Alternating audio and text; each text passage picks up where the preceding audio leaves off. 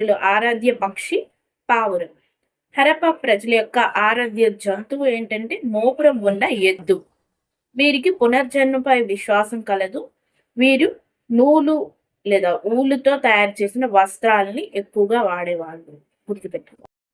హరప్పా ప్రజల యొక్క లిపి ఏ విధంగా ఉంది అంటే, వీళ్ళు బొమ్మల లిపిని వాడేవాళ్ళు. అసలు అదే లిపి ఏంటి అక్షరాలనేది ఇప్పటి వరకు మనం తెలుసుకోవడం జరగలేదు. కాకపోతే వాళ్ళ యొక్క లిపి అనేది బొమ్మలు పిక్టోరియల్ రిప్రజెంటేషన్‌లో లిపి అనేది ఉండడం జరిగింది. గుర్తుపెట్టుకోండి. హరప్పా లిపి తొలిసారిగా క్రీస్తు 1853 సంవత్సరంలో కనుగొన్నారు. పూర్తి లిపి 1923 నాటికి కనుగొనడం జరిగింది. ఈ లిపి ద్రావిడ భాష, సంస్కృత భాష మరియు సురేమియన్ల భాషతో సంబంధాన్ని ఉన్నట్లు పేర్కొనడం జరిగింది. ఎవరైతే వాటిని కనుక్కున్నారో వాళ్ళు.